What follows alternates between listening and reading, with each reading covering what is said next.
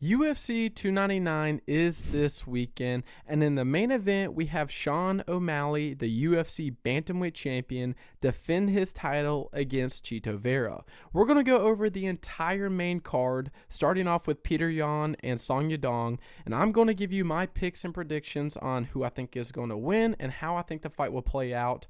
But before we get into it, be sure to like, comment who you think's going to win. I read all the comments, and I'm always intrigued by who people are picking. And subscribe. It really helps out a lot. Now let's get into it.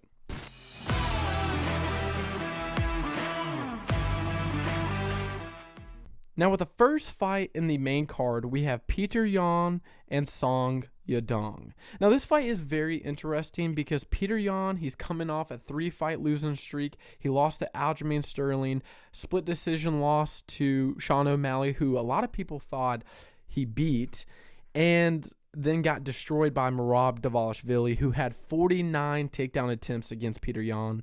And he's taking on this young gun, heavy boxer, Song Yadong, who has really only lost to the best. He's a great fighter. Petr Yan 16-5, Song Yadong 21-7, and they're both very good competitors. And this is just a hard division to be good in, right? The bantamweight division is arguably, from top to bottom, the most stacked in the UFC right now. Petr Yan is a slight favorite at a -135, so this is pretty much a pick'em. And Song Yadong is a +114. And dude, this fight is just insane. And if we look at the matchup, I mean, Petr Yan lands 5 significant strikes a minute, absorbs 4.26. Song Yadong lands 4.38 strikes a minute and absorbs 3.73. So they're both positive. They both land more than they get hit with. And this is a very interesting matchup because, you know, Petr Yan at one point was looked at to be the scary fighter. He was looked at to be the man who nobody want to face. He's the guy that destroyed Jose Aldo. I mean, he absolutely brutally beat up Jose Aldo. And then he had that DQ loss against Aljamain Sterling, came back, beat Corey Sandhagen, which, you know, I don't want to say it wasn't competitive. It was in the beginning rounds, but clearly towards rounds 3, 4, and 5, Petr Yan was beating up Corey Sandhagen.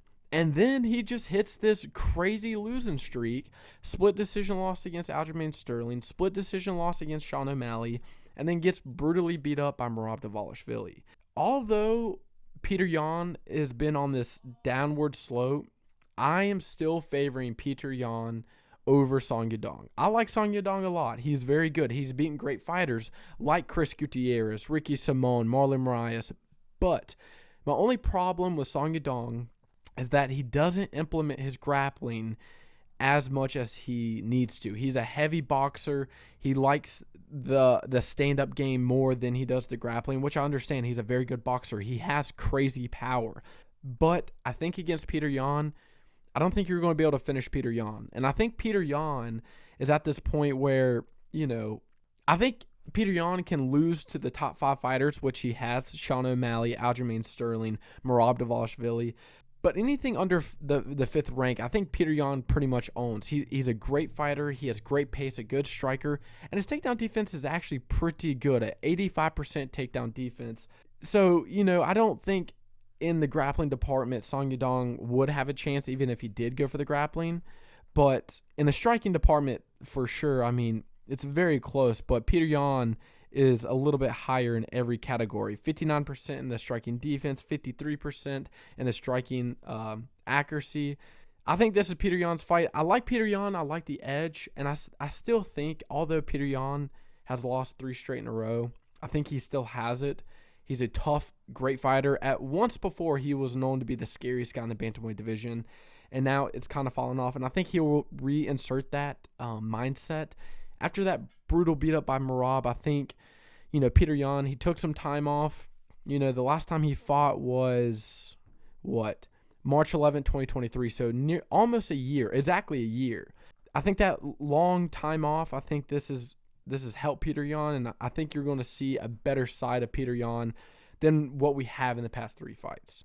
Now, in the second fight in the main card, I love this matchup.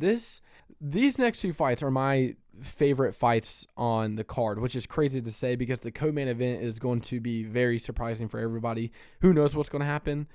But I really like Gilbert Burns and Jack Della Maddalena. Gilbert Burns ranked 4th in the welterweight division. Jack Della Maddalena ranked 11th. This fight and the co-main event are two examples of young fighters, or younger than their opponents, trying to make some attention in their division, trying to get that leap and go up in the rankings and really put a mark in their own division and prove to people that they are here to, make a case. And I just want to point this out. Besides the main event, if you look at every single odds, it's all within 100. Plus 142, minus 170. Plus 100, minus 120, minus 135, plus 114. These are all going to be competitive fights on the main card. But Gilbert Burns and Jack Della Maddalena. Gilbert Burns, heavy grappler.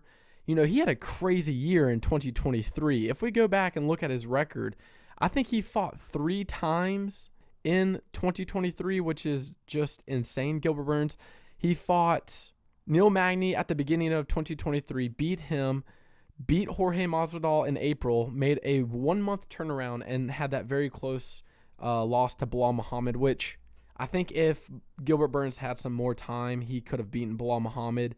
Belal didn't land a single takedown, and Gilbert Burns was landing good strikes, but he tore his shoulder in the first round against Belal Muhammad. I feel like if he didn't tear his shoulder, it would have been a better or a more competitive fight than what we saw. But the man he's facing, Gilbert Burns, is no chump. I definitely overlooked Jack Della Maddalena when he was coming up. Impressive record, right? And if you look at his wins, I mean, they're very nice. He did go on this crazy knockout streak. Pete Rodriguez, Ramazan Emev, Danny Roberts, rear naked choke Randy Brown, which that fight was insane. And then 2 split decision wins, which were very close. Basil Chavez was a replacement fight. Jack Della Maddalena was supposed to fight, I think, Sean Brady. He pulled out. He had a replacement fight, and then that replacement pulled out, and then Basil Chavez stepped in. Jack Della Maddalena looked good, but it was the grappling that surprised Jack Della Maddalena. And I think this is where we could see Jack Della Maddalena lose against Gilbert Burns, is in the grappling.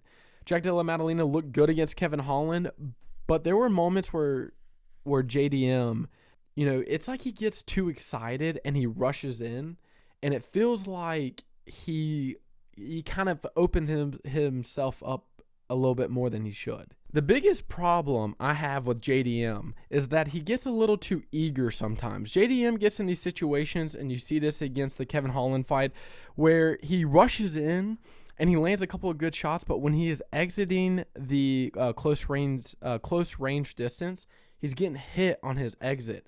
And I feel like with JDM against Gilbert Burns, you can't do that. You can't get overly excited. You can't rush anything, because Gilbert Burns, even though he might have never been a champion or never really proven that he is the number one guy, he's pretty damn good. And Gilbert Burns will expose you. He'll get a hold of you. He'll grab your back and he'll choke you out.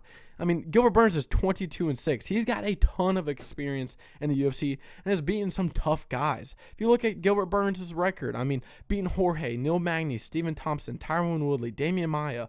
He's beaten some great guys, and he's lost to the best, right? Belal Muhammad, Khamzat Chimaev, which arguably you could have gave to Gilbert Burns, and Kamaru Usman, right? I think Gilbert Burns wins this fight. I think Jack Della Maddalena, he's going to overrush it. I like his boxing, but I do not trust his grappling. And although Jack Della Maddalena, he's this young gun guy, he's kind of like Song Yadong, who he's got to make a statement in the division, right? Petr Yan has kind of proved himself when he beat Jose Aldo and Corey Sandhagen. He was that top guy. Gilbert Burns has proven that he was the guy. I think with JDM, he's got a statement to make, and I think that could get to him. And I think Gilbert Burns will, open JDM a lot. I think you're going to see a lot of grappling problems with JDM. I think Gilbert Burns, although he might not be the better striker, he still has power, and his counter striking is still very good. You see that in the Neil Magny fight and in the Jorge Masvidal fight, where his counter striking is still there. It's still pretty good. So I am picking Gilbert Burns to beat JDM. I'd say decision win. It's a 3-round fight. I think 2 of the rounds will be put on the ground, and I just don't see JDM really figuring out the grappling against Gilbert Burns. Now, in the next fight, this might be my favorite fight on the card just because of Michael Venom Page. Kevin Holland, ranked 13th in the welterweight division, taking on Michael Venom Page, who came over from Bellator. I know Michael Venom Page doesn't have a lot on him. He's 21-2, fighting a well-experienced Kevin Holland, who's 25-10. But Michael Venom Page, if y'all don't know, former karate point fighter, amazing technician. This man, he doesn't put out a lot of volume, but every strike he throws, it's on the money. And Kevin Holland, he's a high-volume striker. He throws a lot. He talks a lot in the cage. My problem with Kevin Holland is if he does not implement the wrestling against Michael Venom Page or try and threaten the jiu-jitsu at all, he will lose. Because I feel like how Kevin Holland lost to Wonder Boy is going to look the same to Michael Venom Page. Michael Venom Page, he has this aura around him of just being a deadly striker who just waits and waits and waits and throws crazy kicks, crazy punches, and when he gets a hold of you, there's just nowhere you can go. He's so technical. And with Kevin Holland, his biggest problem is that he just gets careless sometimes. He's kind of like Michael Chandler, but in the welterweight division. And I really thought Kevin Holland at welterweight was going to be the next guy. But every time we've seen Kevin Holland, when it's time to win, when it's time to compete, it's like he's careless. He doesn't give a shit. I get the Hamzat fight, you couldn't really do nothing at short notice, but with Stephen Thompson, he didn't go to the ground. He did not want to go to the ground with Stephen Thompson and could have beat him there. And he did it. And he just got fucked up. He beat Santiago Ponzinibbio, which was a good fight. He knocked him out. He beat Michael Chiesa, which was a very nice win. And then the Jack Della Maddalena fight, it was like he was slow. It was a split decision loss, and he did land more significant strikes. But if you go back and watch that fight, it was slow. It felt like Kevin Holland wasn't getting anything going. And then the exchanges he did have, it was like, dude, what are you doing? You're not doing anything that's trying to convince yourself to win. It kind of just seemed like he was all out of the place. And he just doesn't assert himself as the dominant guy. And he's going to be the one to outsmart you. Kevin Holland is the guy that he'll outwork you with volume, but he's not going to outsmart you. And that's how he loses. It's what are you doing, man? So in this fight, I've got my money on Michael Venom Page. He's 21-2. His striking is so underlooked. They don't even have his stats on here. I would have to go to Sure Dog or something. But Michael Venom Page is that guy. I promise you that. And my biggest thing about Michael Venom Page is the fact that his striking is so technical and he has power that it does not matter what Kevin Holland throws at him. I think Michael Venom Page will outpoint him. Michael Venom Page is 36 years old. He turns 37 in a month. So I think it's going to be a very, very close fight, but I would put my money on MVP. Kevin Holland is good, but when it comes to Kevin Holland has to win this fight, it's just for some reason, he just can't ever pull it out. And this is a fight where if Kevin Holland can beat Michael Venom Page, maybe he fights that, a Sean Brady or something next and can kind of make his way up in the rankings. But it always seems like Kevin Holland is always stuck around the 10 to 15 rankings type, and it just seems like he can't ever get it together. And I think this is a fight that we see Kevin Holland lose. And, that's how it's going to be. Now, for the craziest fight, I think, on this card, the fight that's why is this fight happening, but I love it anyway, is happening right here in the co-main event. Dustin Poirier, ranked 3rd in the lightweight division, taking on Benoît Saint Denis, who's ranked 12th in the lightweight division. Not only is this fight going to be so hectic and so crazy, but if whoever wins this fight is going to come out as truly the biggest BMF fighter there is. Benoît Saint Denis, former France soldier and like a killer pretty much, who was in like the French Special Forces or something like that. 13-1, coming off a brutal knockout win against Matt Frevola, which was absolutely insane. Taking on Dustin Poirier, who has fought the who's who, beat Conor McGregor, beat Michael Chandler, beat Dan Hooker, beat Max Holloway, beat Eddie Alvarez. Dustin Poirier, although he is the underdog, do not overlook Dustin Poirier. He's never lost 2 in a row. He's have crazy knockout wins. He has insane boxing. His movement's amazing. Tons of experience. Don't overlook Dustin Poirier. I think this is going to be a fight that will favor Benoît Saint-Denis. Both of these fighters are southpaw fighters. Anytime Dustin Poirier fights a southpaw fighter, typically he goes for a lot of leg kicks. If you go back and watch the Conor McGregor fight, where Dustin Poirier was in the southpaw stance and Conor McGregor was in the southpaw stance, Dustin Poirier threw a lot of leg kicks, and I think that will help him out a lot, but it will also be a problem if Benoît Saint-Denis can close in the range pretty well. Benoît Saint-Denis is a very good kicker. He throws a lot of head kicks a lot. You see this in the Matt Frevola fight where I think Matt Frevola was backing up, and Benoît Saint-Denis threw like a 1-2, then a high kick and knocked him out. Beautiful kick. The only problem with BSD, Benoît Saint-Denis, is that, and this is in the Dos Santos fight, in his first fight in the UFC, is that he was getting hit a lot with his hands down in the close quarter with his back against the fence and really wasn't moving to get out, and he was eating a lot of punches. I think against someone like Dustin Poirier, you know, you're not going to have time to really eat a lot of shots and move out the way. If you eat enough shots from Dustin Poirier, he will knock you out. He still has that power. He knocked out Conor McGregor, beat the shit out of Michael Chandler. Like, he's still that guy. He still has pretty good grappling. I think if Dustin Poirier beats Benoît Saint-Denis, it will be in the grappling department. Dustin Poirier is a headhunter. He likes to look for the rear naked chokes, the guillotines, head arm chokes. He's just looking to grab your neck pretty much. I am favoring Benoît Saint-Denis in this fight. I think Dustin Poirier is a dog. Respect to him. He's one of the best, one of the greatest to ever do it in the lightweight division. But I think Benoît Saint-Denis is this upcoming guy. I think Benoît Saint-Denis is the next guy. He has pretty good boxing. His movement is well. He has a great chin. He's fought a lot of good guys. He is going to a big jump from Matt Frevola, who's an unranked fighter, to Dustin Poirier, who's ranked 3rd. So this could mean nothing. But I think Dustin Poirier, coming off that knockout loss to Justin Gaethje, it won't help him. I think Dustin Poirier, you know, even if you go back and watch that Michael Chandler fight, Dustin Poirier was not, you know, beating the shit out of Michael Chandler until Michael Chandler screwed up. In that first round, if you go back and watch Dustin Poirier fight Michael Chandler was landing a lot of good shots, and Dustin Poirier was eating a lot of hooks. And then going into that 3rd round, Dustin Poirier was on Michael Chandler's back. Michael Chandler made the stupid decision to jump down when Michael Chandler was on his back.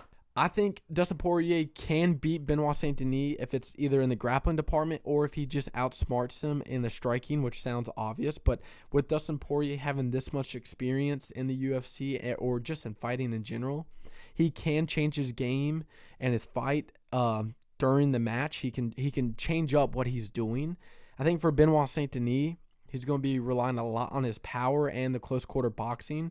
And I think that's how he wins it. I think Dustin Poirier has just taken a lot of abuse over a period of time, and I just don't think it's his time anymore. I hope I'm wrong. I really would like to see Dustin Poirier win and try to make another run at the title. I just think at this stage in his career, it's over for Dustin Poirier. I just don't think he has it anymore. And I'm favoring Benoît Saint-Denis by knockout, and I'm going with 3rd round. I think Dustin Poirier, you know, he's going to put up a good fight, but I think he will get caught with something. You know, I think Benoît Saint-Denis, he throws a lot of fire at you, and it's hard to really grasp what he's doing. That's how he knocked out Matt Frevola. Matt Frevola was literally walking backwards, and Benoît Saint-Denis threw that head kick perfectly and slept him. So that's who I'm picking. I think Benoît Saint-Denis wins 3rd round by knockout. And in the main event, we have Sean O'Malley taking on Marlon Vera for the Bantamweight Championship. I've already done a preview for this video, so be sure to go and check that out in my last video. In this fight, I am picking Sean O'Malley. I think Sean O'Malley will beat Marlon Vera. I think if you go back and rewatch the first fight, Sean O'Malley was clearly winning. I thought his striking was better, his movement was better.